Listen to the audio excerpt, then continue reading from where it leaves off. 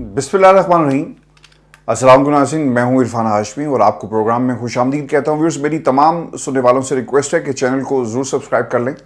हमारा 500,000 का एक टारगेट है। इंशाल्लाह अल्लाह के हुक्म से और आपके ताउन से हम इस माइलस्टोन को ज़रूर अचीव कर लेंगे बहुत जल्द। व्यूअर्स, आज पाकिस्तान में 3 बड़ी डेवलपमेंट्स हुई।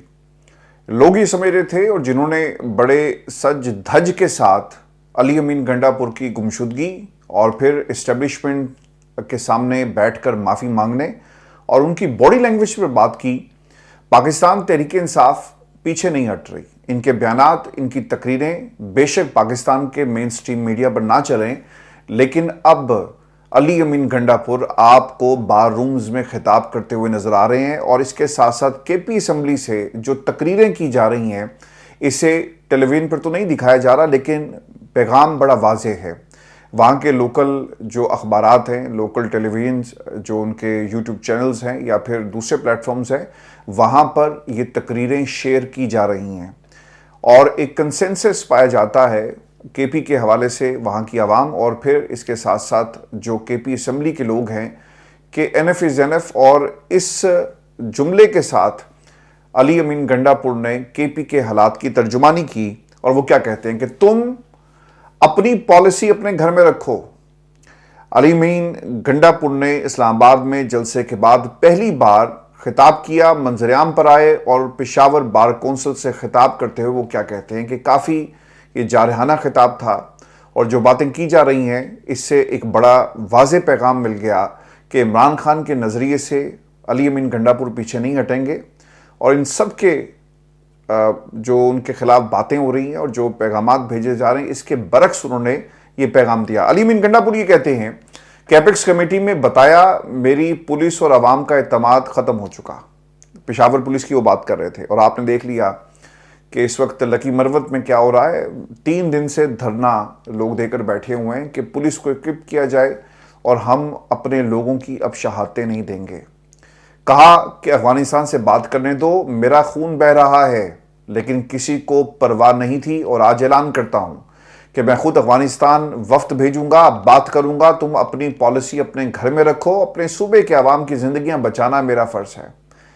फिर अली अमीन गंडापुर ये भी कहते हैं कि तमाम शोहदा और उनकी फैमिलीज को सलाम पेश करता हूं। गलत पॉलिसी वालों को कहता हूं कि उन पर रहम कर लो, तुम्हें सोच नहीं आती और एहसास भी नहीं होता। तीसरा पैगाम अली अमीन गंडापुर ने यह दिया कि इमरान खान के नजरिए पर कायम हो, कोई झुका नहीं सकता। इदारों से दरखास्त है कि अपनी इस्लाह कर लो, इमरान खान के साथ जाकर बैठो, बात करो पाकिस्तान की खातिर।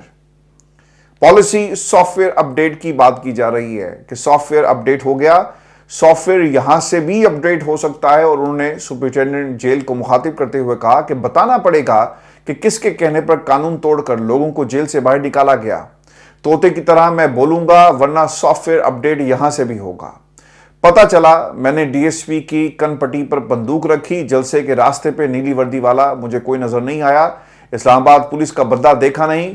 मेरे से जातियात और जिस तरह से मेरी जातियात पर हमले कर रहे हो, अब तुमसे नाम उगलवाऊंगा कि तुम्हारे से ये कौन सब कुछ करवा रहा है। धमकी नहीं, इस्लाह की जरूरत है। किसी के कान पर जू नहीं रेंगती, ललकारूं तो बात पसंद नहीं आती। मैं तुम्हारे बाप का नौकर हूं, मुलाजिम हूं, मजारा हूं, जवाब तुम्हें देना पड़ेगा। जवाब नहीं देंगे तो आवाज ऊंची करूंगा और निकलूंगा। और अगर आपको अच्छा लगता है तो गुड, और अगर आपको बुरा लगता है तो वेरी गुड। लेकिन मैं आपको बता दूं कि जिस जात ने मुझे ये मनसब दिया और अवाम ने मेरी पार्टी को वोट दिया, मैं इमरान खान के नजरिए से पीछे नहीं हटूंगा। फिर अली अमीन गंडापुर ये भी कहते हैं क्योंकि सहाफ़ियों को लेकर काफ़ी ज़्यादा तनकीद हो रही थी और जो बैरिस्टर गोहर हैं उन्होंने भी माजरत की। और फिर वो सीन मेरी आंखों के सामने बार बार आ जाता है जब आमिर डोगर साहब बाहर आए और उन्होंने किसी सहाफ़ी को कहा कि आपको आवाज़ बुलंद करनी चाहिए, तो एक सहाफ़ी ने उन्हें उल्टा जवाब दिया।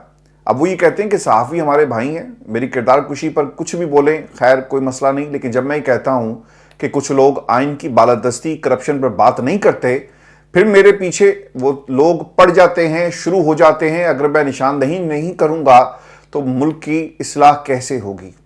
अगर आप ये काम शुरू कर रहे हैं, मैं पंजाब, सिंध, बलूचिस्तान और इस्लामाबाद नहीं जा सकता, तो चैलेंज करता हूं कि आओ मुझे गिरफ्तार करो, NF is NF، اب بہت ہو گیا اور اب ہم برداشت نہیں کریں گے۔ گنڈاپور کی اسٹیبلشمنٹ سے ملاقات کی کہانی بھی ویورز میں آپ کو بتا دوں کہ بیرسٹر سیف نے علی امین گنڈاپور کی پاکستان کی اسٹیبلشمنٹ سے ملاقات کی تصدیق کر دی، اور وہ یہ کہتے ہیں کہ ملاقات کے لیے اسٹیبلشمنٹ نے خود رابطہ کیا، جس میں صوبے کی سیکیورٹی صورتحال اور سیاسی حالات پر بات کی گئی۔ علی امین اپنی تقریر پر کھڑے ہیں اور پارٹی بھی ان کے ساتھ بھرپور انداز میں اب ڈٹ کے کھڑی ہے۔ اب یہ جو اتنی بھی گفتگو کی ہے یہ آپ کو صرف سوشل میڈیا پہ ملے گی۔ پاکستان کے ٹیلی ویژن چینلز کے اوپر آپ کو جو مین ہیڈ لائنز ہیں وہاں پر یہ تقریر علی امین گنڈاپور کی نہیں ملے گی۔ ہاں، جیو کی ویب سائٹ پہ آپ جائیں، وہاں پر علی امین گنڈاپور کی جو صوبے والی بات ہے انہوں نے اسے ہیڈ لائن میں رکھا اور اس خبر کے ٹاپ پہ آپ کو ملے گی، لیکن جو مین ٹیلی ویژن چینلز کی ہیڈ لائنز ہیں وہاں پر یہ آپ کو خبر دور دور تک نظر نہیں آئے گی۔ تو یہ وہ میڈیا ہے جس کا ذکر علی امین گنڈاپور بار بار کرتے ہیں۔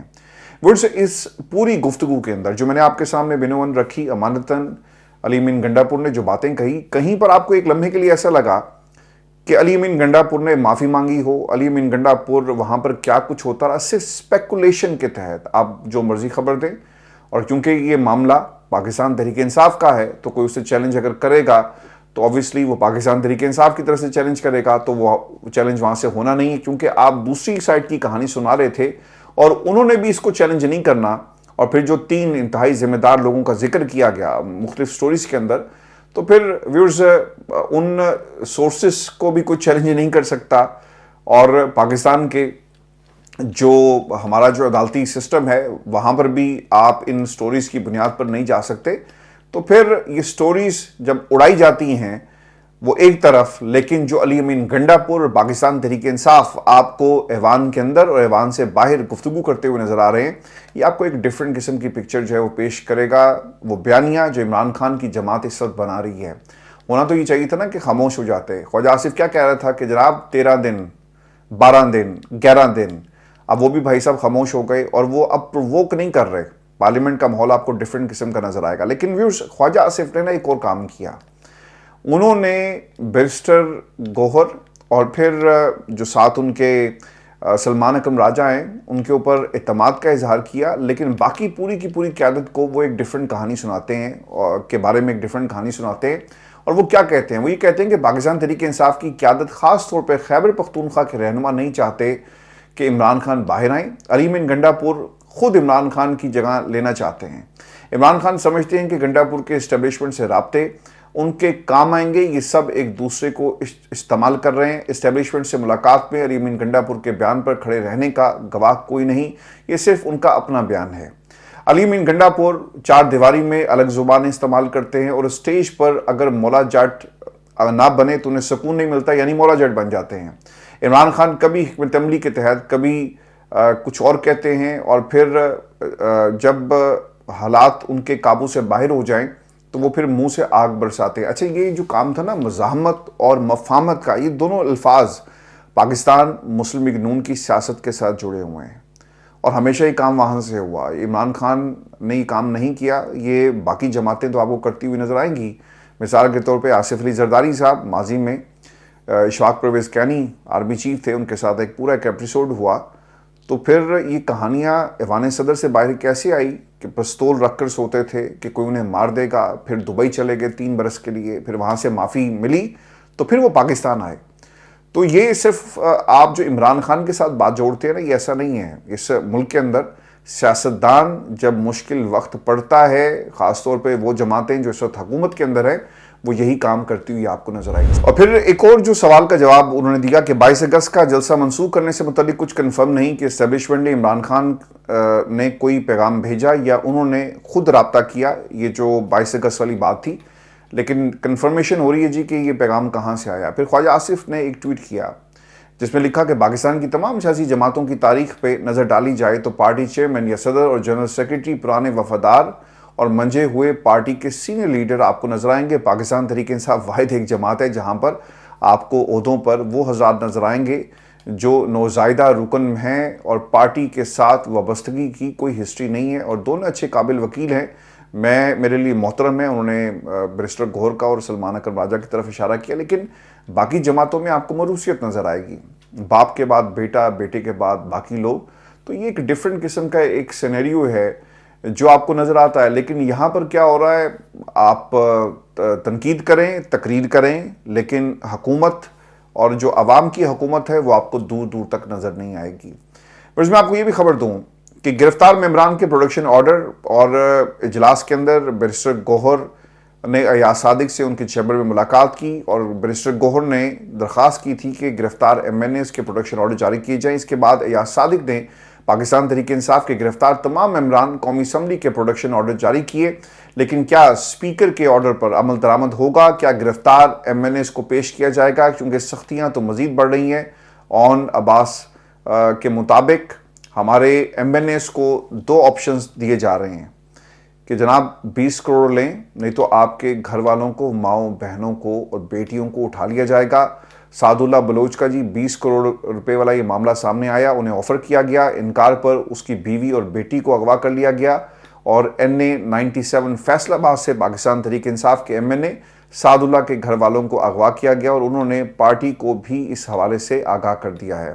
ان کا ایک وائس نوٹ جو ہے اس وقت گردش کر رہا ہے سوشل میڈیا کے اوپر, جس میں وہ گھر والوں کے اغوا کے بارے میں معلومات دے رہے ہیں. لیکن انٹرسٹنگ بات یہ ہے کہ اگر آپ ابھی جا کر سرچ کریں نا یہ پاکستان کی مختلف ویب سائٹس کے اوپر, اور یہ خبریں آپ کو دور دور تک کہیں نظر نہیں آئے گا کہ یہ خبر ایون کے رپورٹ بھی ہوئی ہے. جو خبریں پاکستان کا میڈیا چلا رہا ہے, عدالت نے دعا بھٹو کی حلیم عادل شیخ سے خلا کی درخواست منظور کر لی. آپ کو علی امین گنڈا پور جو ہیں وہ منظر عام پر آئے, یہ خبریں آپ کو نظر آئیں گی.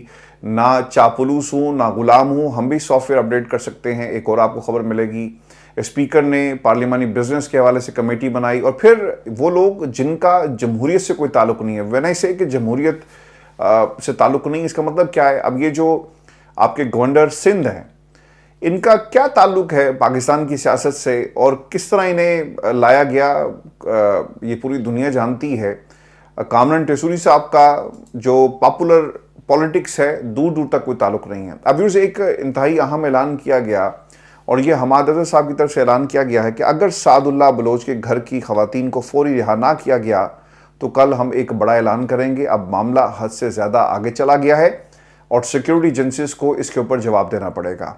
میں بھی آپ کو یہ بھی خبر دے دوں کہ جہاں پہ سیکیورٹی ایجنسیز کو جواب دینا پڑے گا, وہیں پر صحافیوں کے گرد بھی گھیرا تنگ ہو رہا ہے. زاہد گشوری کے مطابق 3 جو یوٹیوبرز ہیں اور اس کے علاوہ اینکرز کے خلاف مقدمہ درج کر لیا گیا ہے, اور ان کی گرفتاریاں کسی بھی وقت ہو سکتی ہیں. 11 بلاگرز کے خلاف بھی مقدمہ اگلے چند روز میں درج ہو سکتے ہیں.